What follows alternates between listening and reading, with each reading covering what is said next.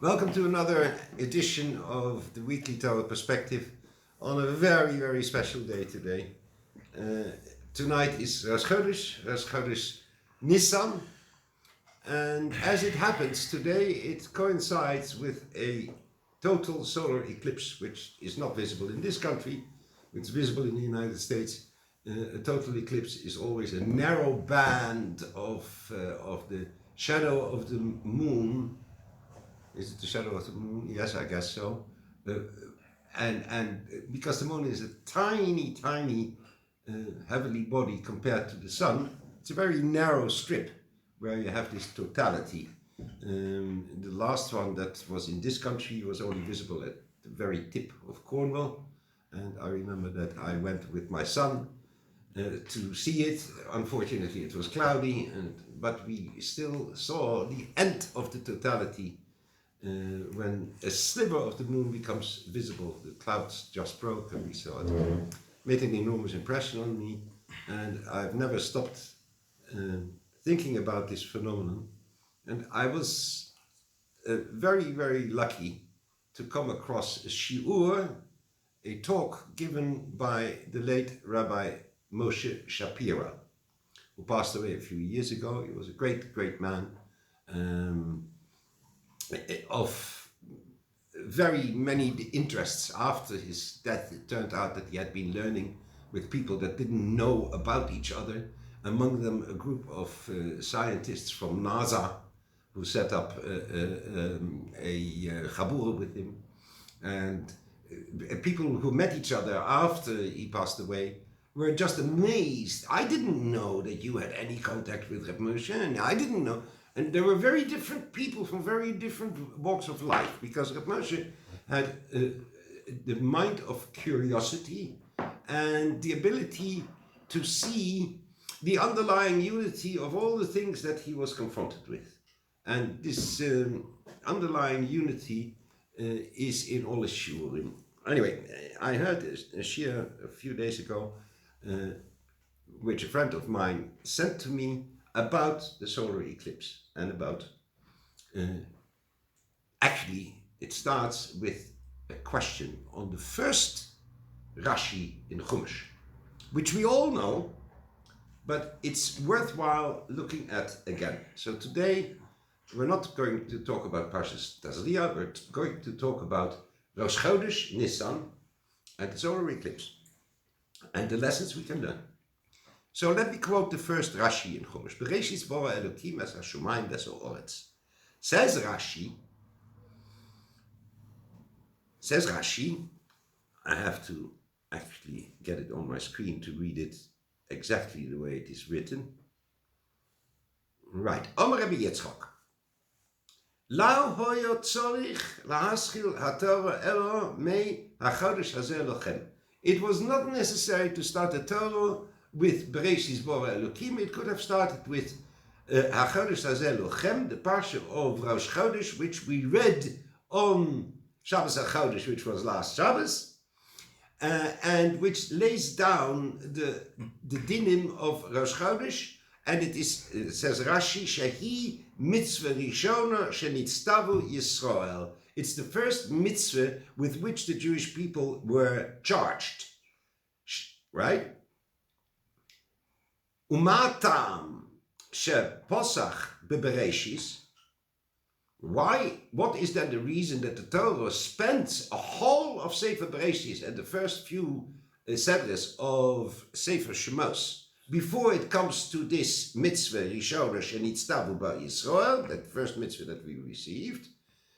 Mishum, because of the following: Karach ma'asov higit la'amal. Lo seis lohem nachalas goyim. A quote from Tehillim. It's in 110, I think. Yes. Kuvud Aleph Vov. Right. Very good. It's in 111. Very good. So Karach Ma'asav Higit La'amal Lo seis lohem nachalas goyim. The Karach, the force or the power, but really Karach means the potential. Karach always means potential. The potential mass of his doings, of his makings, meaning his creation, higit la'amal.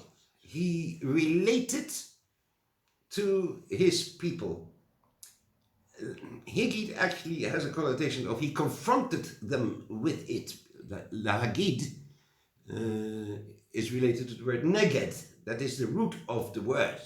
And therefore, whenever we say lahagid or hagodo, it means a confrontation. It means something that you have to react to, that makes an impact on you and demands an answer. That's why the hagoda is derech she'ele u'tshuva. It's derech. It is in the way of a conversation between us and the Haggadah. The Haggadah speaks to us and we speak to the Haggadah. Right? So, Kalach Ma'asov Higid Lama, HaKadosh Baruch Hu confronted his people with the potential of what he had made, his creation. Kalach Ma'asov Higid Lama, Lo Seis Lehem Nachlas Galim, to give to them the inheritance of the nations. What does it mean? Says the Medrash, it's a quote from Medrash Rabbah, She'im yamru umas ha'olam liYisrael, that when the nations of the world will say to the Jewish people, listem atem, you are robbers, brigands, you are outside the law. Yeah, Shekivashtem or kovashtem, artzos shiva going, that you have taken the land of 7 nations. Vehem, Amrim Lohem, and that the Jews will answer them. Kol ha'oretz shel HaKadosh Baruch Hu hi, the whole world belongs to the Holy One. Hu bara'ah, he created it. V'hu nesono la'asher yosho be'enov, and he gave it to whoever was right in his eyes, whatever he deemed the correct recipients of his creation, right? Nissan lehem b'yatzaso, he gives it to him according to his will, not lo u'b'yatzaso not lo, and in his own will, according to his own sovereign will, he will take it from them, and gives it to us. All right. Okay. We have to ask a question. First of all, why is it Kalach Ma'asov Higid La'ama? Why does he tell us? He should tell them. We don't need to know that. They need to know it. That HaKadosh Baruch Hu is sovereign in this world. And that he's the master of how things go in the world. It's not that we took it from them. No. The Kalach Ma'asov, the potential of what he made, led to this outcome. Right? If he didn't want us to have it, we would not have had it. The campaigns of Yoshua to conquer the land would have failed. We see enough times that an army under Jewish command will fail to achieve its purpose because the circumstances say, no, it's not going to happen. There is somebody somewhere who will prevent you. Right? Right? I'm not the first one to observe that apparently as long as this Chodesh lasts, as long as our exile lasts, Jews are not permitted to win a war. It will not happen. It will not happen. And don't blame someone else. Blame yourself that the Chodesh is still going on. If the Chodesh would be over, if we would have rectified whatever it is that we need to rectify, we would be matzliach, we would have success. Right? Because Kalach Ma'asov Higid La'ama, he confronts us with the consequences, with the potential that lies in what he makes, what he brings about. Ma'asov, what he is, la'asos, what he makes. Asher bora Elokim la'asos. HaKadosh Baruch Hu has created the world, which is a world la'asos, in which actions happen. And the ultimate actor in this world is not us. It is him. He is the actor. And it's beard so. It's what he has decided. Okay. In confrontation with us. In interchange with us. Okay. Okay. That's number one. Number two. Kalach, I have to make 2 remarks here. In the first place, Kalach has a gematria of 28. Yad has a gematria of of 14. Karach means your two hands, the right hand and the left hand. It means your total commitment to la'asos, to taking action, to implement things in the world in which you live. You're not a passive bystander. Despite all the sovereignty of HaKadosh Baruch Hu, it's Karach Masav Higit La'amal. He confronts us with it, and we are to react. It's a conversation. It's an interchange. It's a mutual, if one can say, we're not influencing HaKadosh Baruch Hu. He certainly influences us. But in our perception of HaKadosh Baruch Hu's sovereignty and his will, we are influencing him. How do we know?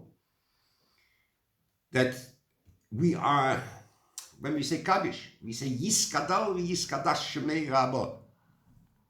How Yiskadal v'Yiskadash Shemei Rabbo, made his great name be magnified and praised. We magnify the name of HaKadosh Baruch Hu. The name of HaKadosh Baruch Hu is his sovereign name. You can't get smaller or bigger. It's in relation to us that it gets smaller or bigger. In our perception.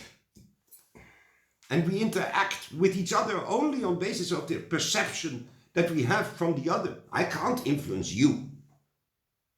I can try to project a perception to you and hope that it interacts with the perception that you have of me. This is the interface through which we interact. So it's not different from HaKadosh Baruch Hu. We also interact with HaKadosh Baruch Hu through an interface. And that interface can change. And we can influence it. The way we perceive the divine will. The way we perceive his guidance in the world. Right? Okay. That's remark number one. Remark number two is, this is actually the very first Rashi I ever learned.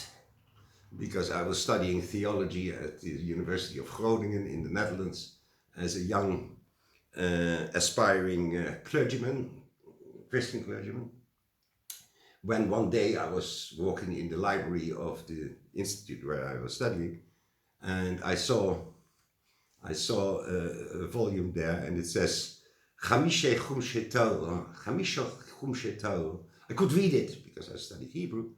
And I could even read Rashi's script because I had been involved in something that I had to learn it. Anyway, but I'd never seen a Rashi inside. I've never seen a Chumash inside.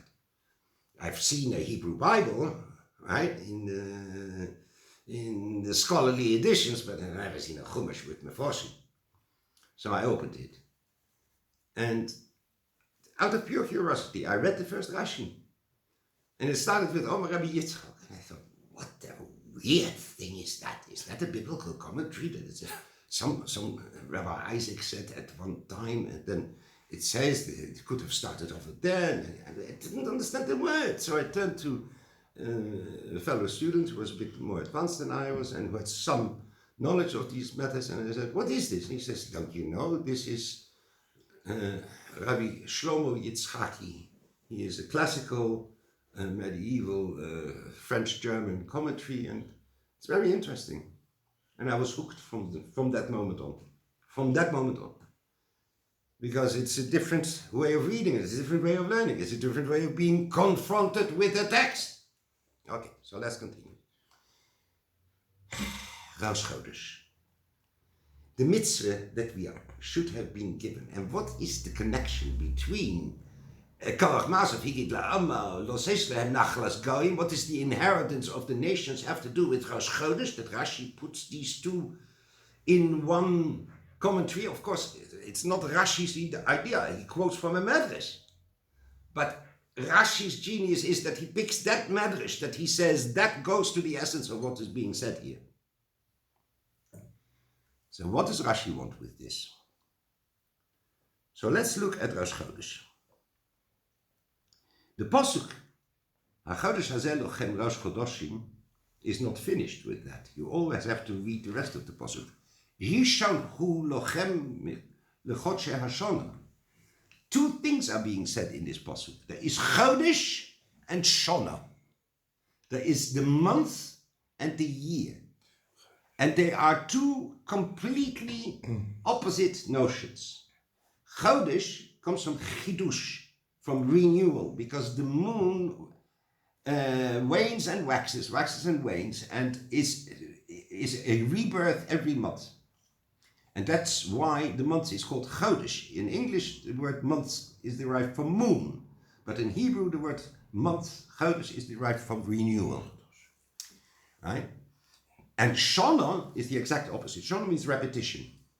It means, the idea behind it is that time is cyclical. Nothing ever really changes. It seems to change, but it returns to where it was before, and nothing ever changes.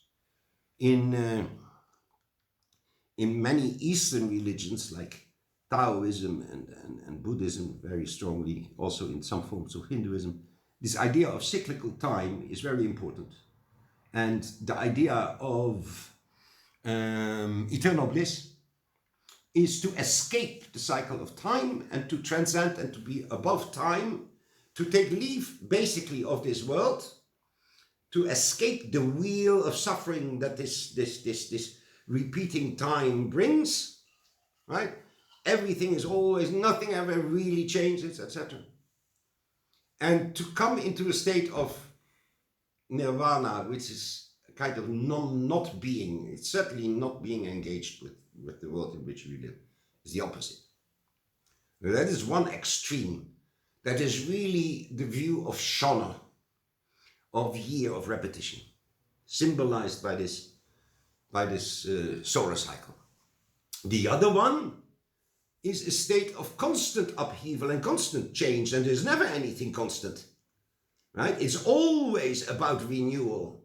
It is, you find this in the Western world very, very strongly, in which civilization tries to reinvent itself at certain times. Then there is the Enlightenment, and then there is the Scholastic period, and then there is the Russian Revolution. First you have a French Revolution and a Russian Revolution. In England we have escaped these things because there's something staid about the English nation. They don't like radical revolutions. They like adaptations over time, gradual adaptations. But the idea of throwing away everything that was and starting anew is something that you find in today's zeitgeist very, very strongly, right? And as one commentator has said, we are required to believe today things that we knew yesterday to be false, you know. Yesterday we knew that a man is a man and a woman is a woman, with some rare exceptions left aside, but in the great majority, a man is a man and a woman is a woman, and a man is not a woman and a woman is not a man. Today we are to believe that no, there are no pregnant women, there are only pregnant persons, right? As if we have started civilization from a clean slate yesterday, right? That is Chodesh in its extreme. This is denying any permanence. Okay. There are two systems of keeping time. There's one system that is the lunar cycle. There's another system that is the solar cycle. We orient ourselves on the lunar cycle. We are about renewal. We are about constant renewal. That's why HaChodesh Hazeh Lochem, this renewal, Lochem Rosh Chodashim, that will be the head or the beginning or the impetus to all change, comes from Rosh Chodesh.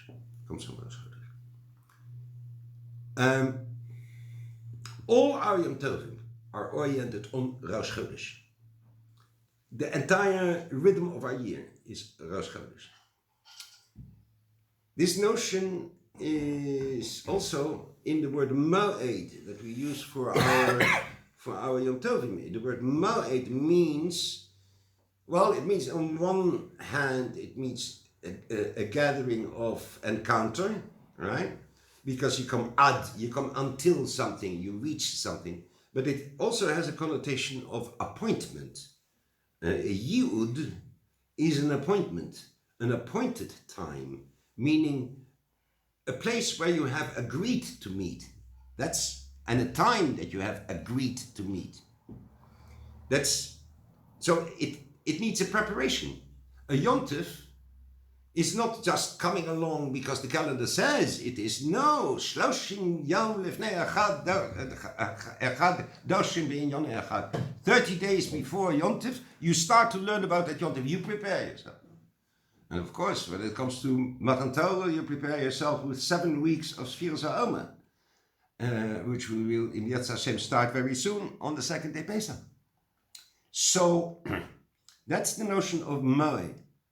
There's another notion, and that is Zman. The word Zman. Look at the word Zman, what it actually means. What is Lahazmin? It's to invite, right? If you are mezumon, you're invited to something. And zimun is an invitation. It is a rallying cry, a rallying cry, an invitation to join. That's a zimun, right? Rabotai nevarech. Can't do it on your own. No, you do it together. So therefore, zman, right? To be in zman, to live in a world of time, means to be invited to the experiences of that world and to be engaged with that world. That's what our mitzvahs are about. Our mitzvahs are about how do we engage with the world around us. You have a fruit, you make a bracha, because you are confronted with the creation of HaKadosh Baruch Hu. And you are kawach mas of higit lama. That comes from the inyan of Zman. And Zman for the Jewish people is governed by Rosh, by renewal. It's not governed by the year.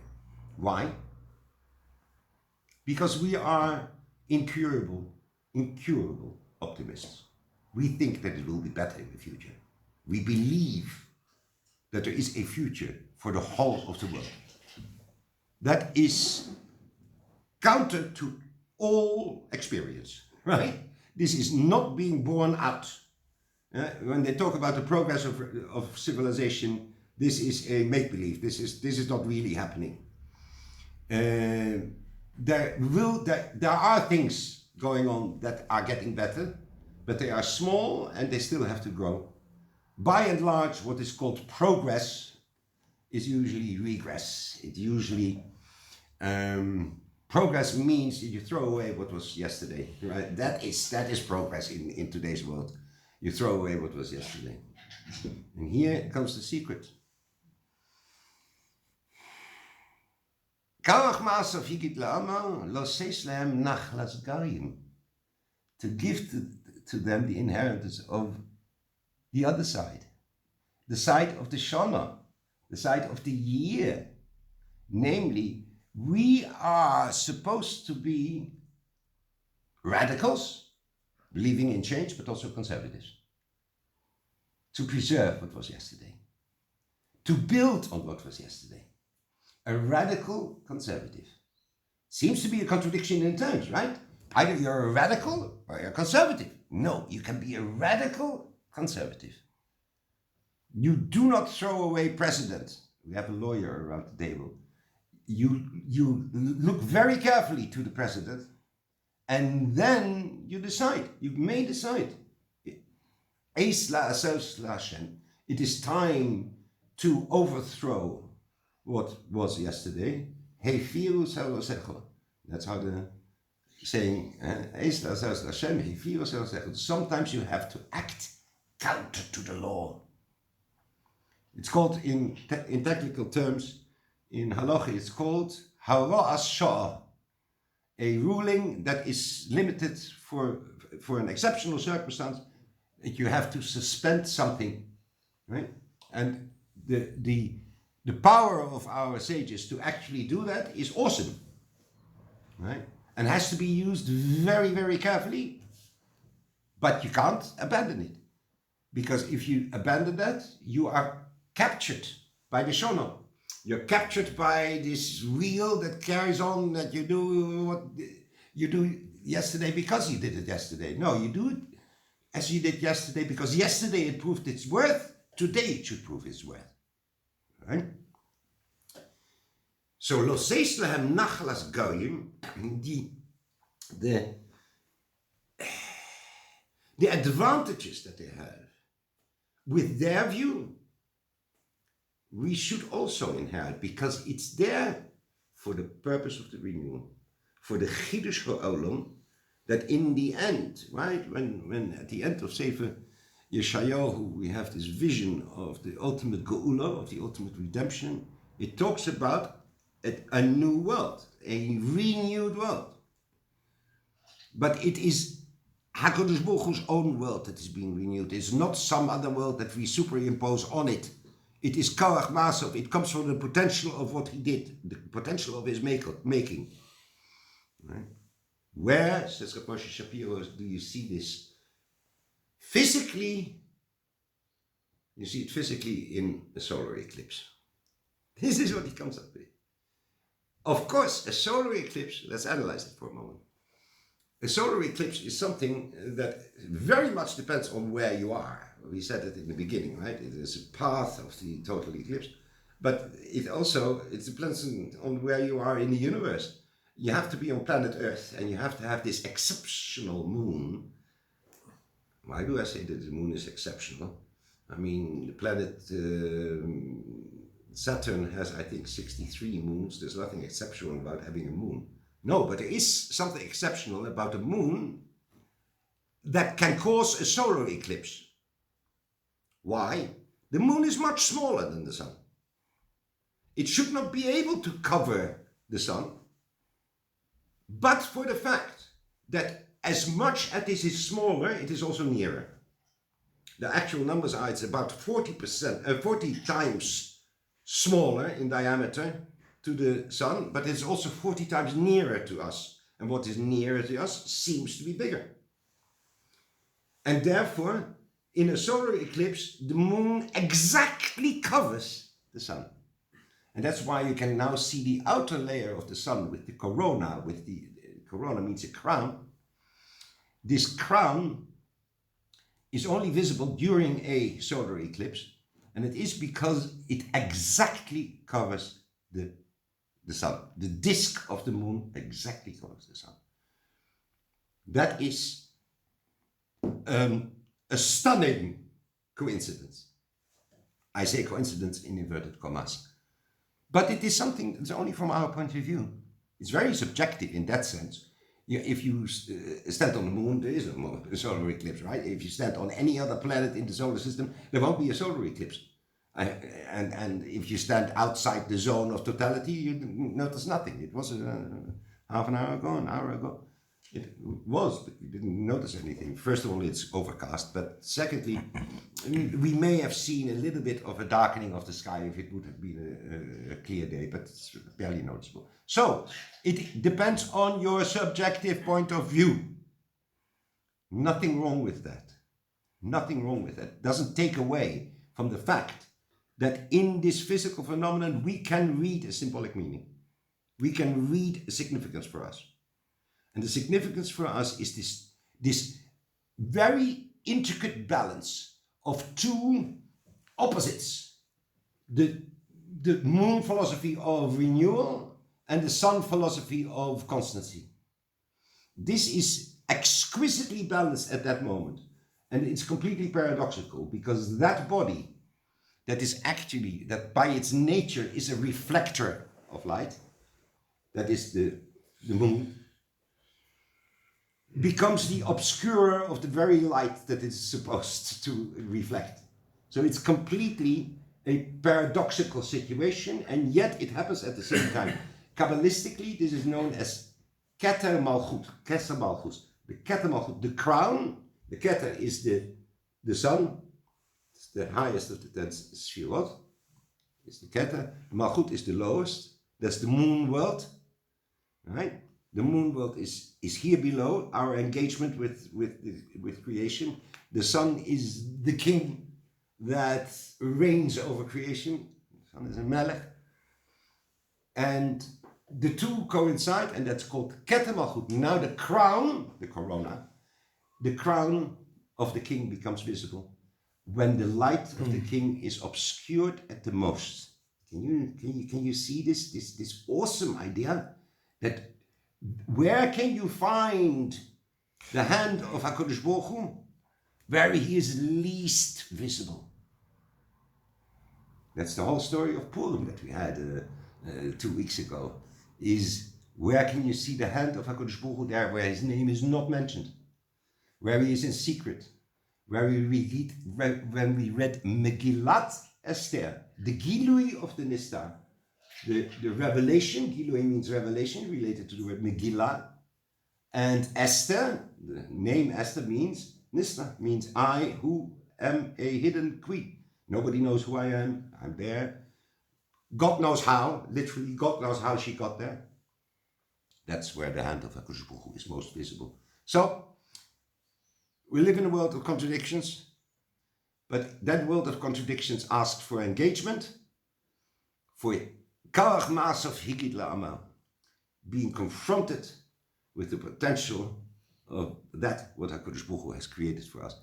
With that spirit, we should, in 2 weeks' time, sit at the Seder and be confronted in the Haggadah, right? With the greatest renewal of them all. Everything that we are from Yetzias Mitzrayim. Every Kiddush that we make is Zecher Yetzias Mitzrayim, because that's the renewal of our world. Says Reb Moshe, Maaseh Bereshis is the renewal of the entire world, telling us that the whole world is Chidush, right? The big argument with the philosophers was the difference between Katmus Ha'olam and Chidush Ha'olam. Has the universe always existed, or is it a creation? Well, ever since 100 years ago we discovered the expansion of the universe, it's no longer a scientific argument. It has been the scientific argument for centuries and centuries and centuries. Aristotle was of the opinion that the world has always been in existence, and even before Hubble discovered the expansion of the universe, there was the famous astronomer Fred Hoyle, who came up with the steady state theory, right, that the universe had existed forever. And that used to be the atheist point of view. The universe has existed forever. Today, an atheist is never lost for arguments, right? He always has an answer. Today it's the Big Bang itself, the fact of creation itself, that is being used as a pseudo-scientific argument against the idea that this world is a creation. Right? Please do not come with me about creationism, because that is a nonsense, fundamentalist Christian idea. Our strength as Jews is that we embrace the physical world, and we reveal in the physical world the Karach Masav Higid La'amal. So with that I leave you, wish you a good Shabbos, a good Chodesh, and good preparations for Pesach.